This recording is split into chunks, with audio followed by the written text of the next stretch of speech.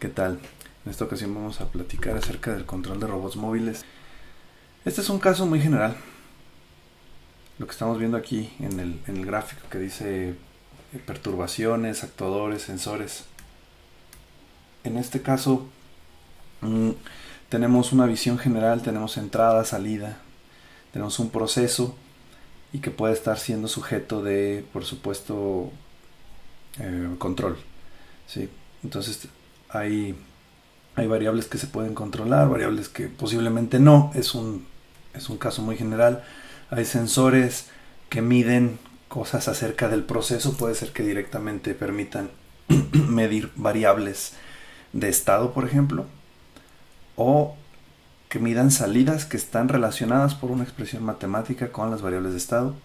Después tenemos el controlador, que es el que nos lleva a intentar manipular los estados del proceso hacia valores que nosotros queramos imponer, y los actuadores dentro del mismo mecanismo pues serán aquellos que lleven a cabo las tareas que resulten en el control.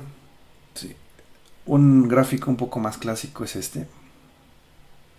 Entonces aquí lo que estamos viendo para el control de lazo cerrado es que nosotros tenemos una señal donde estamos indicando qué queremos que ocurra. ¿Sí? La señal de entrada. ¿Sí? Tenemos normalmente el proceso, del cual por lo general se tiene o se puede construir un modelo matemático. Y debido a que conocemos cuáles son las ecuaciones que determinan el comportamiento de este proceso en el tiempo, podemos diseñar entonces un controlador que a través de los actuadores o elementos de control pues va a hacer que el proceso siga el comportamiento que se desea. Aquí tenemos también la mancuerna de sensores con medición, por supuesto, el sensor, y luego posiblemente hay que manipular la información del sensor para obtener una medición. Normalmente en estos esquemas hay una señal de error y el controlador, a través de esa señal de error, está diseñado para calcular entradas al proceso que modifiquen su comportamiento de la manera que uno desee. Esto se puede contrastar con un sistema de lazo abierto. ¿Sí? Entonces, en un sistema de lazo abierto estamos prácticamente confiando en nuestro conocimiento acerca del proceso, en que nuestro modelo matemático sea extremadamente fiable, correcto. Si tuviéramos una absoluta certeza acerca de que nuestro modelo de un proceso es correcto, entonces fácilmente podríamos diseñar un conjunto de entradas a dicho proceso que produjera las salidas que deseamos. Sin embargo, un sistema de control en lazo abierto, tal como el que vemos aquí, pues obvia o descarta la posibilidad de que aparezcan perturbaciones que normalmente en un proceso, por así llamarlo, del mundo real, no podremos evitar. Entonces, es muy delicado querer implementar un sistema de control en lazo abierto si sabemos que puede haber este tipo de dificultades. Entonces, para muchos diseños conceptuales, muchas veces se parte de esto. Por ejemplo, para lo que se llama planificación de movimientos, más adelante veremos que hay esquemas que asumen que podemos hacer esto, y entonces se concentran más en el diseño de estas entradas para que el proceso lleve a cabo o tenga una evolución en el tiempo que se desea. Pero normalmente esto no se puede implementar así. Entonces normalmente vamos a tener como usual un esquema de este tipo. Entonces la retroalimentación, que permite conocer el error entre el valor deseado y el punto en el que queremos llevar al sistema, y el valor medido. Esa diferencia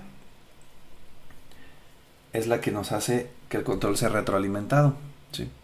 En el estudio de la retroalimentación se ve que esto permite que el error decaiga o tienda a cero, ¿sí? Si está bien diseñado el controlador.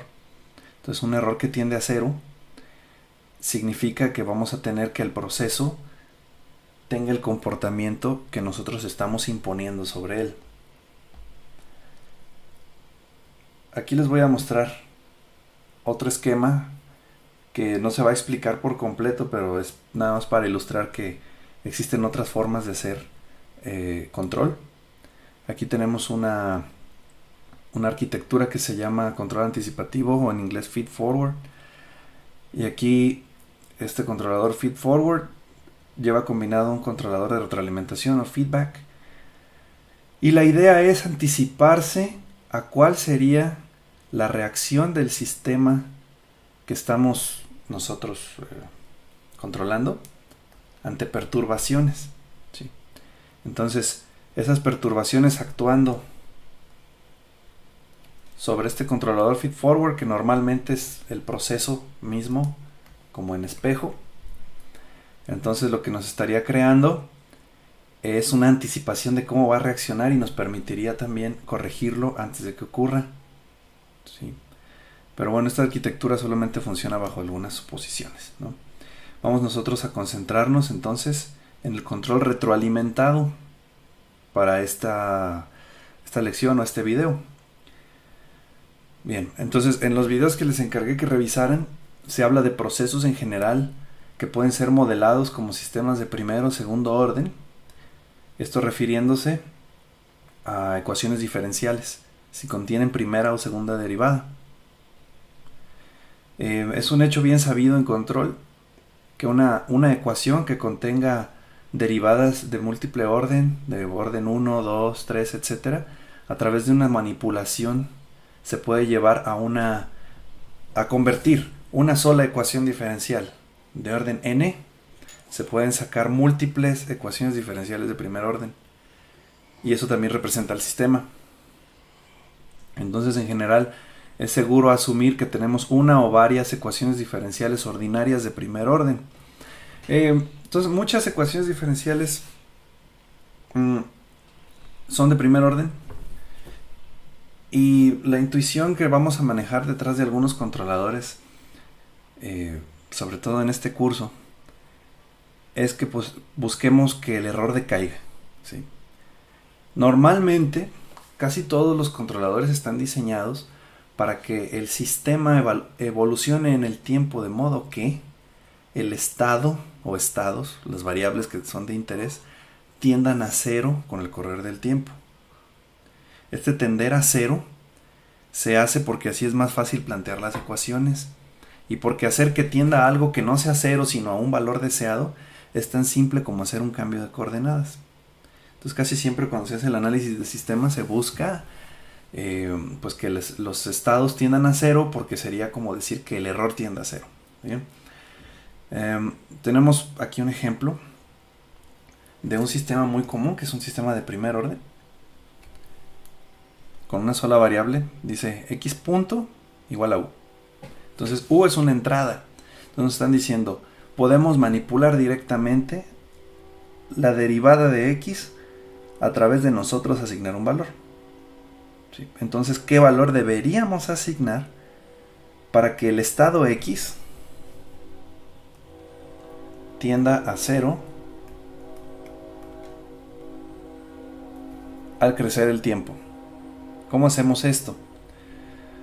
Bien, pues es bien sabido de ecuaciones diferenciales que si escogemos la ley de control, o sea la retroalimentación, de forma que u valga menos kx, combinamos ambas ecuaciones, nos dan este sistema. Pues ese sistema tiene la solución que se observa a la izquierda, donde depende de quién era k, ¿sí? K determina la tasa de decrecimiento exponencial, pero todos son decrecimientos exponenciales. Entonces estamos viendo que pase lo que pase, tenemos un valor inicial, en este caso 1, pero puede ser cualquier otro. Y este sistema entonces evoluciona tal, o de forma tal, que tenemos un decrecimiento exponencial. Entonces muchas veces se busca que los sistemas que están siendo controlados tengan ese decrecimiento, ¿sí? Esto es hablando a grandes rasgos. Esto asume que el sistema es lineal. Bien. Entonces tendríamos nuestro sistema dice, aquí entra algo, entra una U, se integra y sale X, ¿verdad? Entonces se nos está diciendo, toma esa X, multiplícala por menos K, bueno, por K. Aquí restamos, aquí sumamos.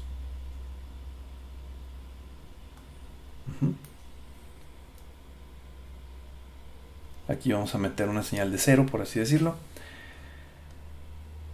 Y entonces aquí tenemos que la salida será lo que estamos buscando, ¿sí? Entonces x punto es menos kx, al ser integrada nos da esa x. Entonces es una arquitectura retroalimentada. Vamos entonces ahora a hablar de controles específicos para robots que son móviles con ruedas. Hemos visto que también los hay con piernas, con patas diferentes, voladores. Vamos a cubrir algunas arquitecturas de control, algunos algoritmos de control que son para robots móviles terrestres.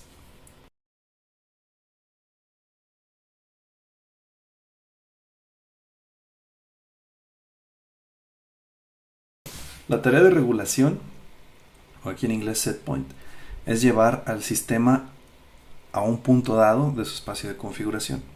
El espacio de configuración depende de qué robot es, de qué tipo de representación estamos utilizando para él, etc. En este caso vamos a fijarnos en este modelo del libro de Cork. Tenemos un vehículo que se está modelando como una especie de bicicleta, ¿sí? Es un modelo que está simplificando a la dirección tipo Ackermann. Entonces vemos que los parámetros que tiene este robot entonces es dónde está en el espacio, o sea, X, Y, cómo está orientado con respecto a un marco de referencia global, en este caso θ, y un parámetro más es cómo tiene orientada su rueda que guía el movimiento. En este caso ese ángulo está siendo indicado por gamma. Entonces el marco de referencia del robot o del vehículo en este caso es V, por eso tenemos XV, YV. Y cuando se está desplazando este robot, lo hace, dependiendo de cómo está ese ángulo gamma, lo hace con respecto a un centro instantáneo de rotación que aquí está siendo representado por este punto ICR. Bien. Entonces, qué tan abierta o cerrada es la vuelta depende mucho de la distancia entre las ruedas, que es esta L mayúscula. Bien. Entonces, bueno, aquí vamos a suponer que ya no es necesaria la conversión de velocidad angular de rueda a velocidad lineal del vehículo, que es este V. Vamos a suponer que esa conversión ya se hizo, ustedes ya saben cómo hacerla, y simplemente se dice que le puedo mandar un comando de velocidad instantánea lineal al robot, y esa velocidad es V, ¿sí? Otra vez, estos son modelos simplificados, no están teniendo en cuenta la inercia del vehículo, fricción, deslizamiento de las llantas, todo eso se está asumiendo que no existe o es tan bajo que lo podemos ignorar. Entonces, este primer controlador que se está estableciendo aquí requiere que en todo momento conozcamos cuál es la posición del robot con respecto al marco de referencia global y cuál es su orientación. Entonces, esto ya es una suposición fuerte, porque muchas veces los sensores con los que cuenta el robot no le van a permitir saber esto. Pero vamos a suponer que sí, que tenemos un entorno controlado, un sistema ya sea de visión o cualquier otro tipo de medición, percepción que nos permita saber dónde está el robot, cómo está orientado y cuál es el ángulo de su rueda, y que toda la información es conocida. Entonces lo que queremos aquí en este problema de regulación o set point es llevar de la configuración que tenga en este momento el robot a un punto dado, ¿sí? A un punto dado, a un X, Y del plano. Entonces para esto se está proponiendo esta forma de controlar. Todo esto son ecuaciones que no son lineales, ¿no?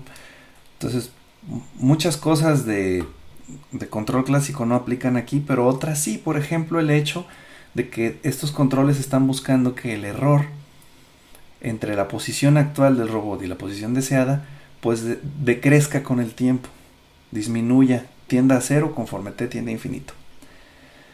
Entonces vamos a revisar este control. No estamos viendo cuál es su derivación, porque ese es un tema más avanzado que requiere que ya hayan cursado la materia de control no lineal. Pero aquí vamos a trabajar con este controlador ya dado. Tenemos que la velocidad instantánea que se le está imprimiendo al robot lineal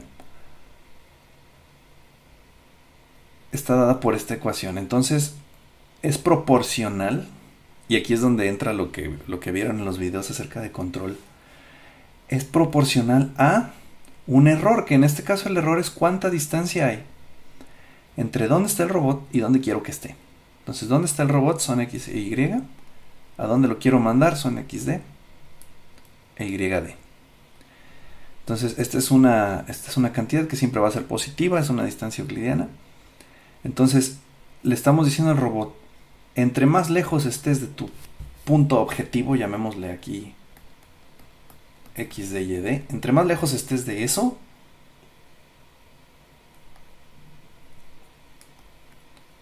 más alta debe ser tu velocidad lineal hacia el frente. ¿Sí? Entonces, entre más lejos, más rápido. Si está cerca, ya no debería intentar ir tan rápido. Esa es la intuición que hay detrás del controlador. Y la siguiente intuición es, bueno, yo tengo un ángulo θ que tiene el robot con respecto al mundo, con respecto a O. Entonces, existe otro ángulo que es el que existe entre la orientación del robot y el objetivo. Entonces, ¿cuál es ese ángulo? ¿Cuál es ese θd? Pues para poderlo calcular utilizamos trigonometría, utilizamos el triángulo que se forma entre dónde está el robot, a dónde quiero estar, o dónde quiero que esté, su orientación actual, y así es, y es así, ¿no? Entonces, si la tangente de ese ángulo es y deseada menos y entre x deseada menos x, bueno, pues aplicamos tangente inversa en ambos lados y obtenemos el ángulo por sí solo. Entonces tenemos ese θ deseado o θ al punto deseado. Y eso finalmente nos permite proponer cuál es esa ley de control que quiero para gamma. ¿Cuánto debería valer gamma? ¿Hacia dónde apunto gamma? Bueno, pues es un control proporcional que se multiplica por una diferencia. Una diferencia entre θd y cuál θ tengo ahorita. ¿Sí? Entonces eso me va a decir hacia qué lado debería girar y con cuál velocidad. Aclarando que entonces las constantes de proporcionalidad en todo caso deben ser mayores que 0 para que esto funcione. Entonces este es un controlador muy intuitivo. Está diciendo, estás lejos, acelera mucho. Si ya estás más cerca ya no aceleres tanto. Y orienta tu vehículo, imaginando que tenemos un conductor ahí sentado, orienta tu vehículo hacia donde está el objetivo. Si está a tu izquierda, gira tu rueda hacia tu izquierda. Si está a tu derecha, gira la de la derecha. Si ya más o menos estás alineado con el objetivo, pues ya prácticamente no corrijas. Por eso es esa constante de proporcionalidad KH, que se multiplica por la diferencia angular entre el ángulo al objetivo y el ángulo que en este momento tiene el vehículo. Bien, una pregunta que surge aquí es, ¿cómo lo implemento, por ejemplo, en una simulación? Entonces, si ya se tiene un simulador que tiene implementado el sistema, pues basta con escribir estas ecuaciones.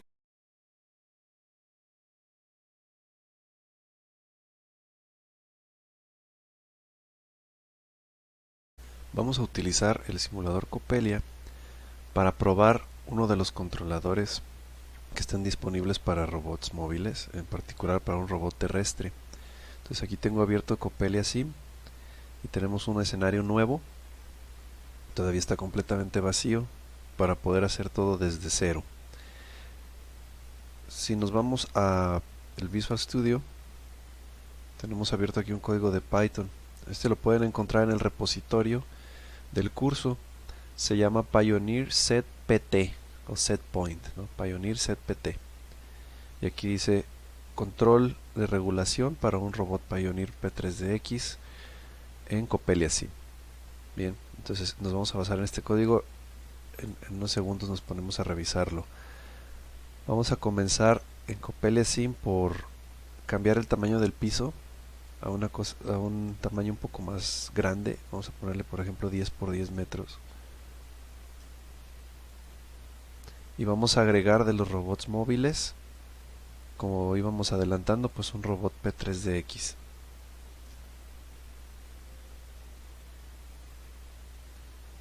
Ok, y como en otras ocasiones nos vamos aquí al administrador de los programas o scripts, seleccionamos el que está asociado al robot Pioneer y lo deshabilitamos. Igualmente necesitamos decirle al simulador que permita conexiones. Entonces vamos a ponerle, por ejemplo, al suelo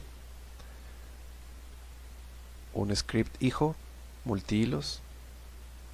Lo editamos y en su método thread main, como antes, sim remote api.start.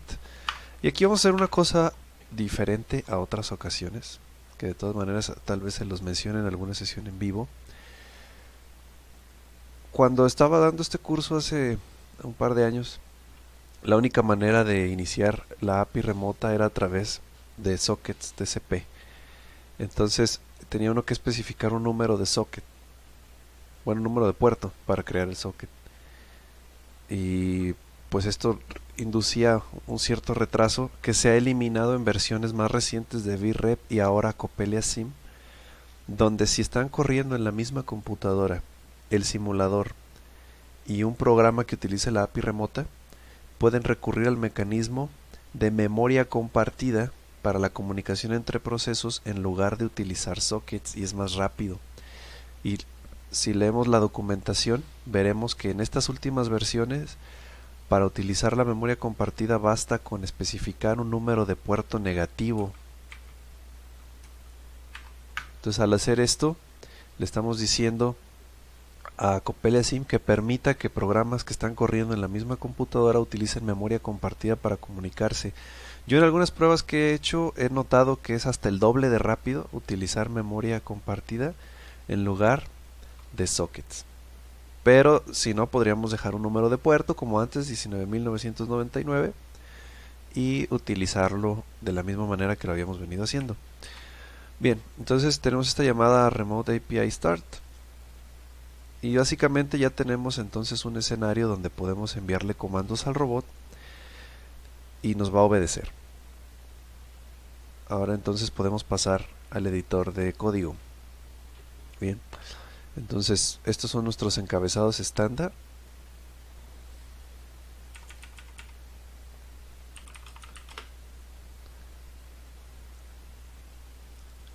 Y tenemos una primera función. Si recordamos cómo es el control para un robot diferencial, y en esto se parece bastante también al Ackermann, o la dirección Ackermann, vemos que para controlar la velocidad rotacional del robot se utiliza una diferencia entre ángulos, pero esta diferencia entre ángulos entonces no equivale simplemente a hacer una sustracción, porque la resta no solamente debe estar restringida quizás al intervalo de 0 a 2pi o de menos pi a pi, sino que también tiene que tener en cuenta cuál es el sentido positivo y negativo para la rotación dependiendo de dónde se encuentre la ubicación destino con respecto a la orientación del robot. Entonces aquí estamos manejando esa diferencia angular a través de una función llamada angdiff.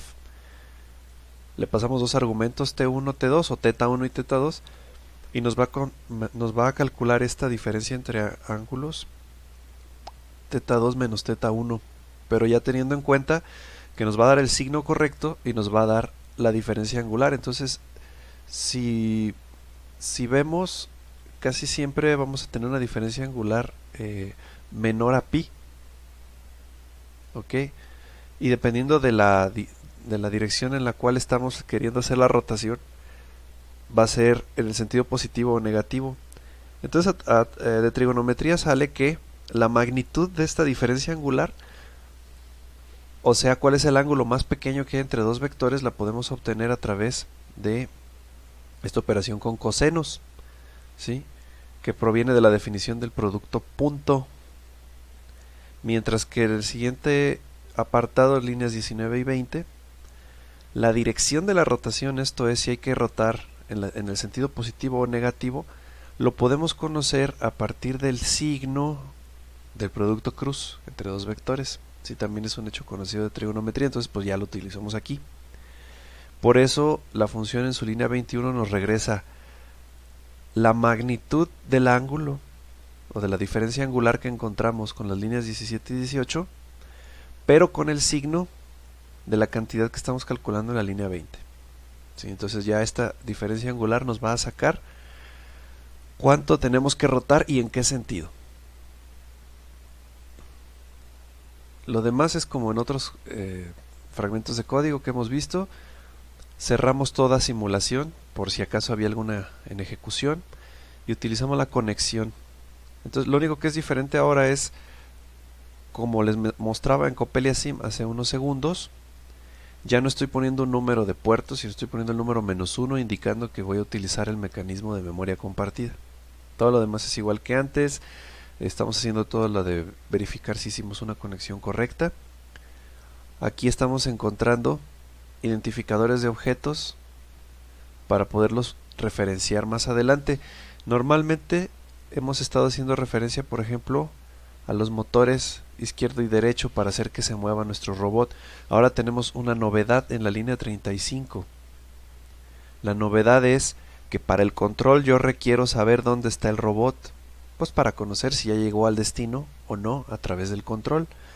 Entonces, con este identificador Pioneer P3DX me estoy refiriendo a todo el robot completo. Entonces estoy obteniendo un identificador para el robot en sí. Todo lo demás es igual que antes.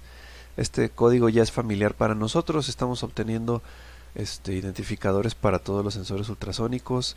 Los estamos inicializando en esta porción. Aquí estamos obteniendo de manera inicial cuáles son las posición y orientación del robot. Estas funciones sí no las habíamos utilizado antes. Tenemos esta función getObjectPosition. Le decimos qué cliente somos, de qué cosa queremos la posición, con respecto a qué, y el modo, que debe ser streaming, y nos va a devolver un código de error y el vector que nos indica cuál es la posición en el espacio del objeto que estamos especificando. Entonces yo aquí dije con respecto a qué. Lo que pasa es que el simulador, como ustedes vieron, tiene una jerarquía de objetos. Entonces, por ejemplo, hay sensores que son hijos jerárquicamente del robot, dependen del robot. Entonces esta función getObjectPosition nos podría dar la posición de un sensor con respecto al robot, por ejemplo. También nos puede dar la posición de cosas con respecto al marco de referencia global. Entonces, cuando no tenemos un padre con respecto al cual queremos obtener la posición, pues estaríamos hablando de la posición en el contexto global. Y para esta posición, el marco de referencia global, se usa el -1. Entonces, -1 quiere decir posición absoluta en la simulación. Pero yo podría también especificar con respecto a alguna otra cosa dentro del mundo. Y el simulador la calcula para mí y me la da. Entonces aquí estamos preguntándole en la línea 47 cuál es la posición del robot en el mundo. Y la línea 48 podríamos inferir a través de esta palabra orientation, que nos va a dar la orientación del objeto.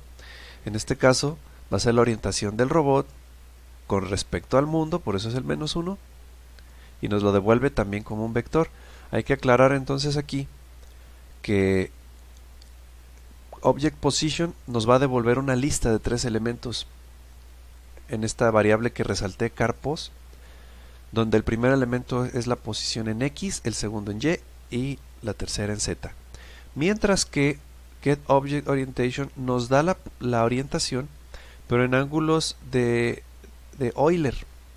O sea, nos da la rotación en grados, perdón, radianes, pero con respecto a los ejes X, Y, Z globales, ¿sí? Entonces, para nuestra aplicación, si el robot se está moviendo en el plano, esperaríamos que la rotación en X y la rotación en Y siempre fuese cero o muy cercana a cero, y que realmente toda la rotación se concentre en el eje Z. Después de estas líneas, tenemos aquí una definición de ganancias de controlador. Como veíamos en los controladores para robots móviles con ruedas, pues tenemos una ganancia que a veces se le llama KV para la velocidad lineal y otra ganancia para la velocidad rotacional. Y como muchas veces es más rápida la respuesta de uno u otro, por eso difieren en magnitud.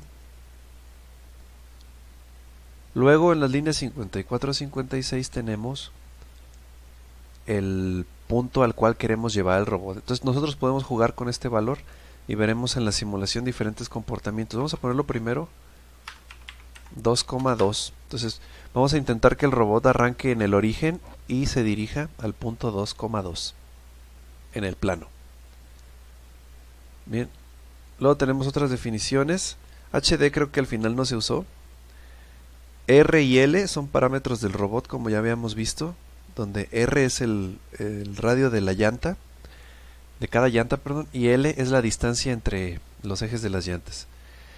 Y ERRP es un error posicional, es que tan lejos está el robot del destino. Lo empiezo con un valor grande porque lo voy a utilizar en mi while.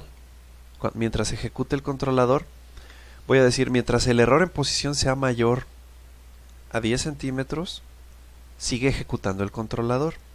Por eso le pongo un valor grande aquí para que inicie con algún error diferente de 0. Ok. A continuación, a partir de la línea 63, es que tenemos el controlador en sí. Vamos a revisarlo.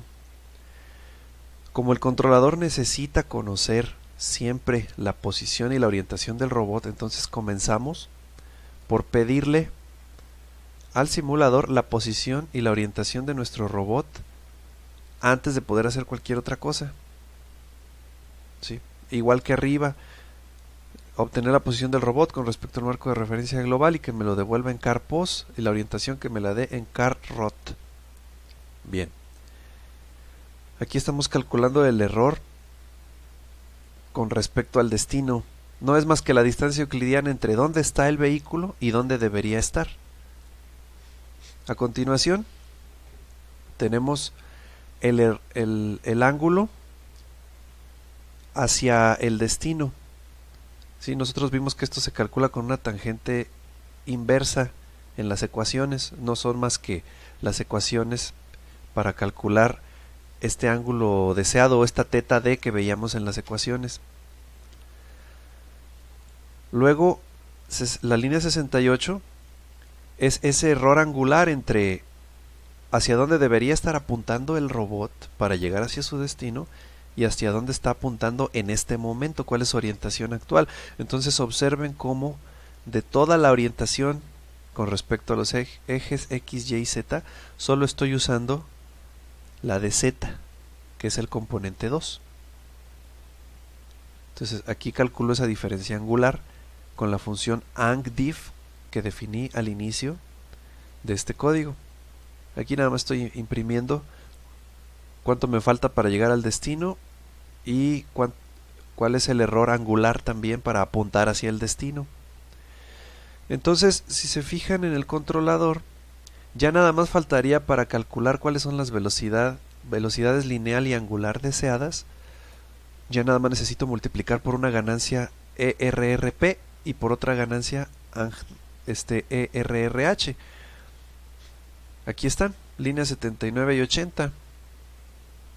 Estas líneas que están comentadas aquí, les mencionaré que son para hacer otro tipo de control mucho más básico para un robot diferencial, donde lo que hacen es que si no está volteando hacia el objetivo, no avanza, sino que gira sobre sí mismo, y hasta que apunta hacia el objetivo, empieza a avanzar hacia él. Es un controlador más primitivo, por así decirlo. Ahí está por si lo quieren probar. nosotros nos vamos a enfocar con el que revisamos en las ecuaciones. ¿Sí? Entonces aquí está la ecuación para la velocidad que debe llevar el vehículo y la velocidad rotacional, la velocidad lineal y la velocidad rotacional.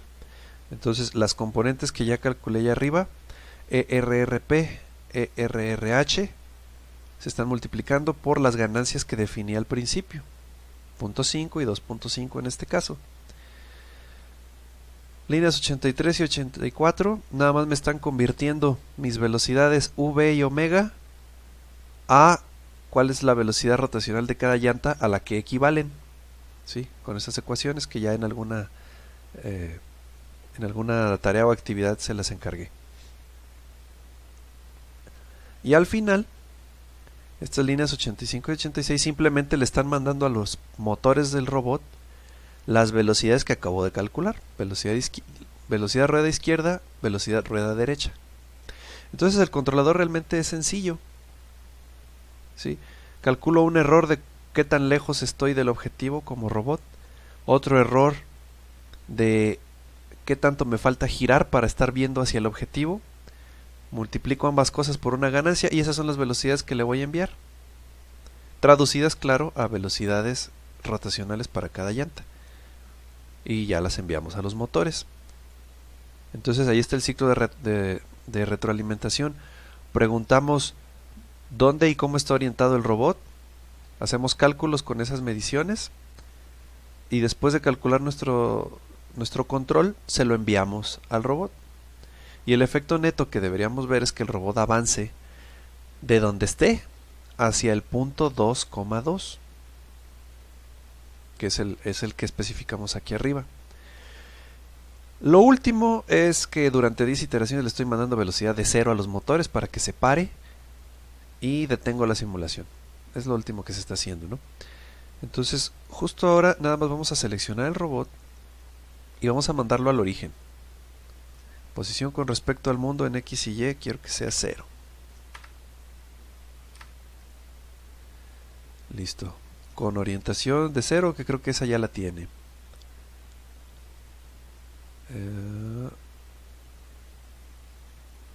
Botón equivocado, ¿es este? Orientación relativa al mundo 000, bien.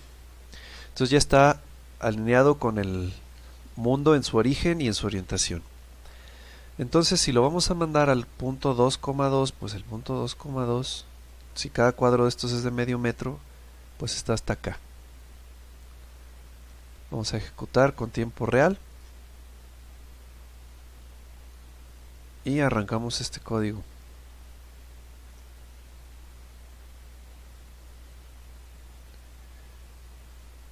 Bien. Y lo vemos llegar hasta donde debería, se detiene la simulación y se reinicia todo. Bien. Entonces podemos especificar cualquier otro destino, por ejemplo 2 y menos 2. Entonces menos 2 en Y pues va a ser hacia acá abajo, entonces déjenme recorrer un poco la vista. Entonces 2 menos 2 va a ser como por aquí. Ejecutamos, verificamos.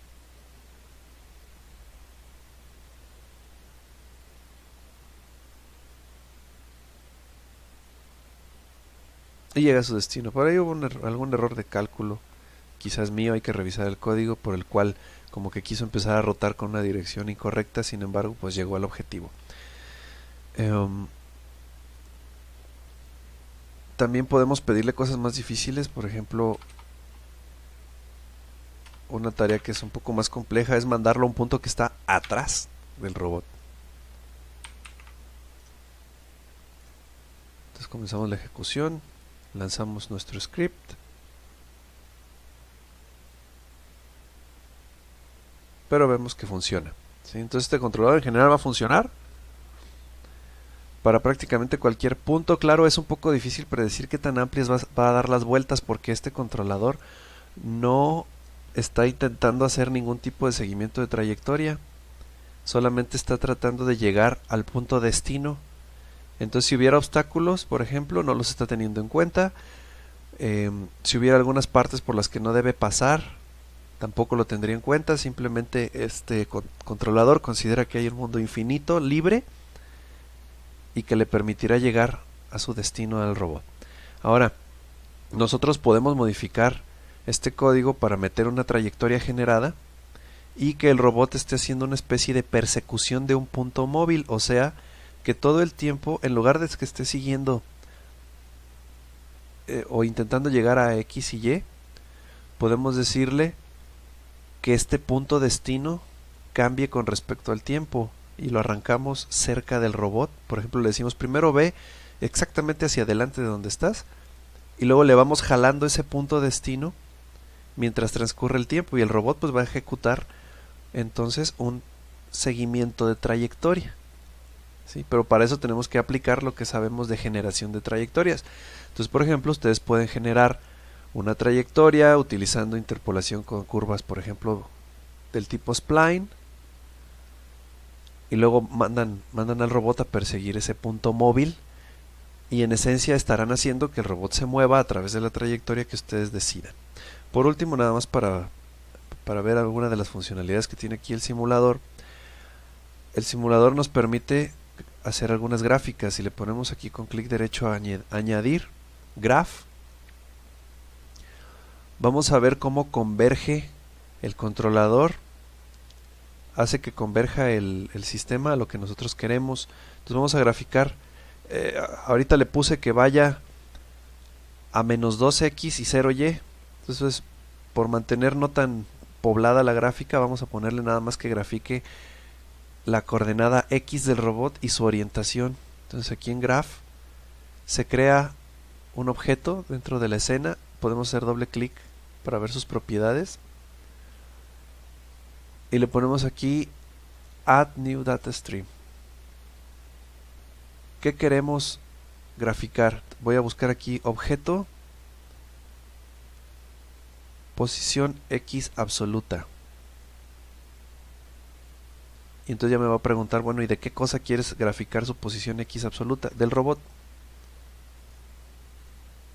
Y aquí le puedo poner, por ejemplo, qué propiedades quiero darle. Por ejemplo, qué color, ¿no? Entonces digo, bueno, a este me gustaría que fuera verde.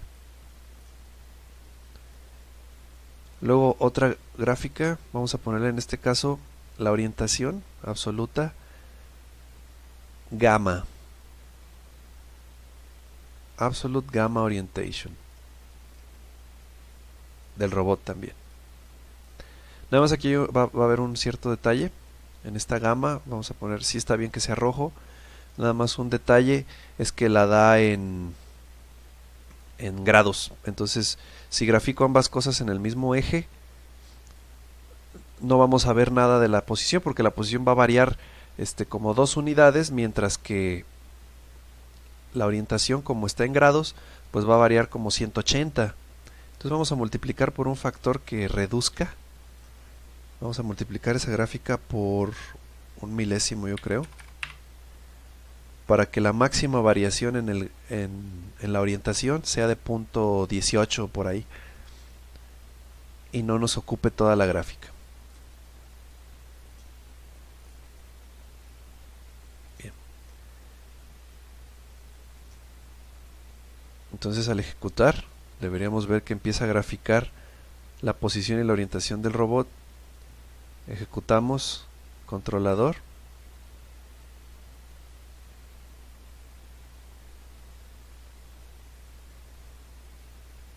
Y entonces en la gráfica lo que nos quedó fue cómo cambió la orientación y la posición en X del robot. Entonces vemos que primero pues no se movía, no le habíamos mandado ningún comando, estaba en el origen y estaba con rotación 0. Y después ya modificó su posición, avanzó un poco mientras giraba y después ya retrocedió.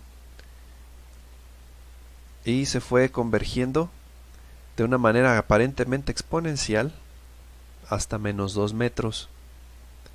Y más o menos lo mismo pasó con el ángulo, nada más fíjense que tenemos esta discontinuidad porque estamos forzando a que el ángulo esté de menos pi a pi. ¿Sí? Entonces pues es como que hubiera girado bruscamente, pero en realidad no. Este brinco, en realidad deberíamos estar viendo que el ángulo va haciéndose negativo, negativo, negativo y sigue haciéndose negativo y luego ya se estaciona como por aquí. Bien, entonces ahí vemos que tanto en orientación como en posición va convergiendo al valor que dimos. También pudiéramos agregar, solo que ya no supe dónde quedó la gráfica.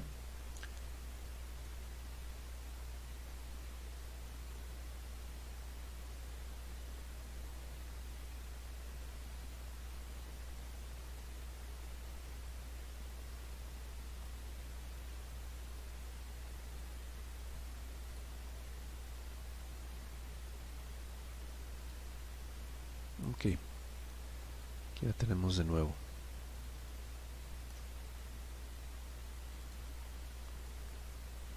Podemos agregar a la gráfica Y también, posición Y absoluta del robot, en otro color quizás.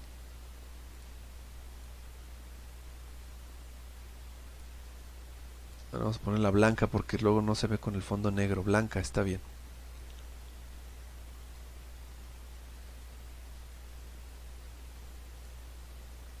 Ponemos blanca, ejecutamos.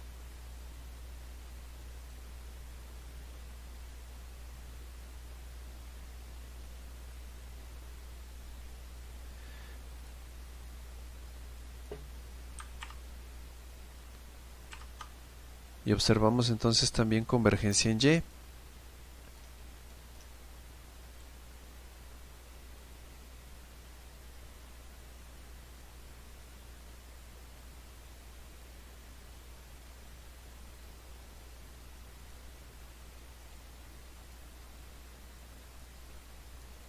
Entonces vemos que también converge hacia el origen.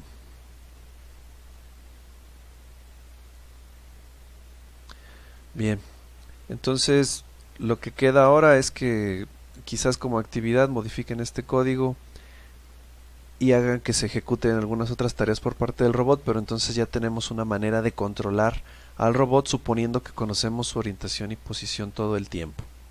Después vemos cómo combinar esto con los sensores que ya vimos que podemos utilizar en el robot. Bien, entonces por ahora sería todo. Gracias por su atención y les hablo en el siguiente video.